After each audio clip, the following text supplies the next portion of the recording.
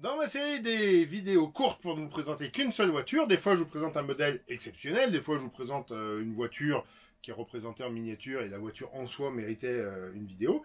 Et ben là je vais vous présenter un fabricant que je ne connaissais pas et je vais vous expliquer en quoi ça devient problématique à partir d'un certain moment. Et si je suis habillé en rouge, c'est pas parce que je vais vous parler de Ferrari, c'est parce que je vais vous parler d'un camion de pompier. Le camion de pompier, je vous le présente tout de suite. Donc ce camion de pompier, voilà, et ben j'ai pas grand chose à en dire. Donc on va regarder la boîte. J'ai pas l'intention d'ouvrir parce que vous voyez là c'est scellé d'origine et j'ai envie de garder les scellés, même si ça n'a aucun intérêt. Pourquoi est-ce que ça n'a aucun intérêt? On a l'impression en le regardant que c'est tout en plastique. Et peut-être bien est-ce tout en plastique. Et que surtout on se doute bien hein, quand on voit la qualité de la boîte, le jouet tout en plastique. Si on regarde, ça doit être écrit quelque part que c'est made in China. Non, c'est écrit nulle part que c'est made in China.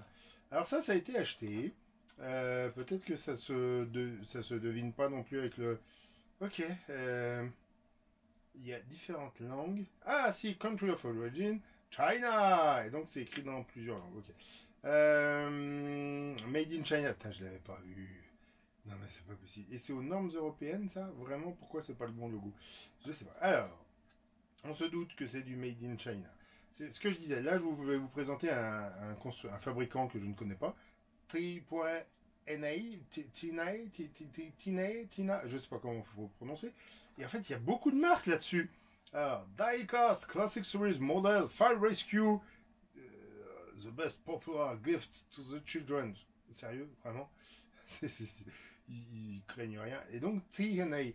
TNA, c'est Tiana, on va le prononcer comme ça, qui vient de la région de Tian, en Chine. Donc c'est un fabricant, on va dire c'est une entreprise régionale, je ne sais pas exactement. J'ai pas trouvé d'informations sur ce fabricant. Donc s'il y a quelqu'un qui connaît le fabricant de Tiana, je veux savoir ce qu'ils font.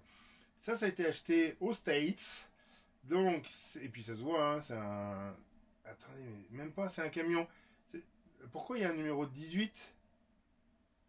Ça c'est le numéro de téléphone des pompiers en France. Mais là c'est bien marqué Boston Fire Department. CFO 18, je ne sais pas ce que ça veut dire.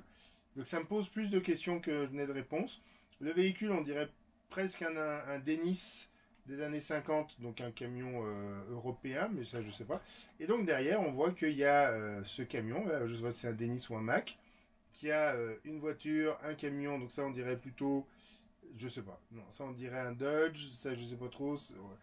Bon, ah si, ça c'est la salle. Voilà.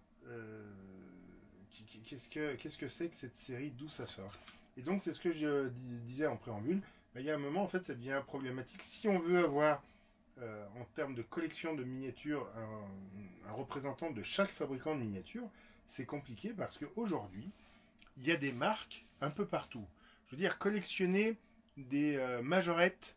Quand c'était majorette made in France, vous saviez que c'était des majorettes fabriquées en France. C'était pas la même chose qu'une Hot Wheels américaine ou qu'une Matchbox anglaise ou qu'une Maybe Toys italienne, etc., etc. Là aujourd'hui, à part quelques productions artisanales ou semi-artisanales, les miniatures qu'on achète, elles viennent toutes d'Asie du Sud-Est. Hein, principalement Chine, peut-être un peu Taïwan, Bangladesh, Vietnam. Ça vient tout par là-bas. Thaïlande aussi.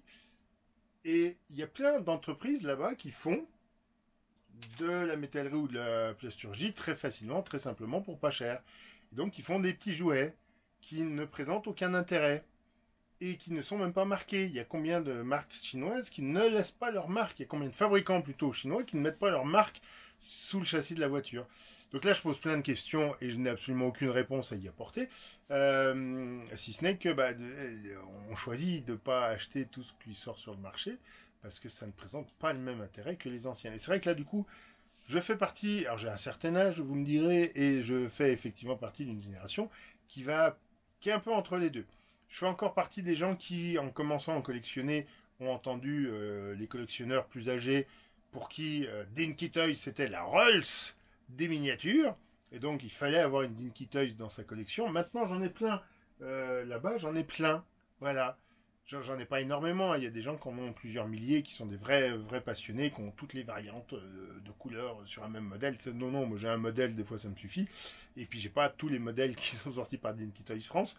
Mais ça me tenait à cœur d'avoir des Dinky Toys. Je suis quand même dans la génération, les gens qui ont 30-40 ans, il y en a énormément qui se sont mis à collectionner tout ce qui sortait chez Hot Wheels.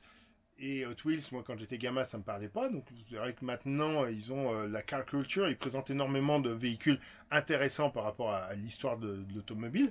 Et puis après, il y a d'autres marques. Mais en fait, quel est l'intérêt d'acheter une Matchbox si j'ai le même modèle chez Hot Wheels, c'est le même groupe, c'est peut-être même la même usine de fabrication et c'est peut-être le même moule au départ. Voilà, et ça perd un petit peu de son charme et peut-être un peu de son sens. Sauf que là, quand il y a des choses comme ça qui sortent, je trouve ça rigolo. Et c'est vrai que j'ai envie d'avoir plein de marques différentes, mais il y en a plein que je connais pas. Et il y en a plein que je connais et que j'ai pas les moyens d'avoir. Il y en a plein que je connais et que j'ai pas envie d'avoir parce que ça ne présente aucun intérêt. Et de la même manière, je crois que j'en avais parlé déjà dans la première vidéo que j'avais faite sur les 65 ans sur les 60 ans plutôt de la Renault 5. Je disais, j'avais acheté une Renault 5 Darda. Parce que quand j'étais gamin, ça ressemblait pas assez au modèle d'origine, donc j'avais pas envie de l'acheter. Sauf que maintenant que je collectionne, ça a un sens que je l'achète. En fait, c'est un peu ça. Il y a des modèles où, par exemple, la Jeep, qui est sans doute le modèle le plus connu au monde et probablement le modèle ou un des modèles les plus reproduits au monde, bah oui, du coup, j'ai envie de l'avoir. J'ai envie, c'est rigolo. Mais est-ce que je vais vraiment chercher chaque fabricant chinois pour l'avoir par chaque usine si je ne peux pas mettre une étiquette dessus pour savoir de quelle usine ça vient, de quel fabricant? C'est tout de suite moins intéressant. Dites-moi ce que vous en pensez dans les commentaires. Dites-moi ce que vous pensez de ce camion de pompier. Si vous avez reconnu le modèle, dites-le moi. Voilà. Moi, je serais tenté de dire que c'est un Dennis, mais je sais pas. Et pourquoi est-ce qu'il y a un 18 dessus?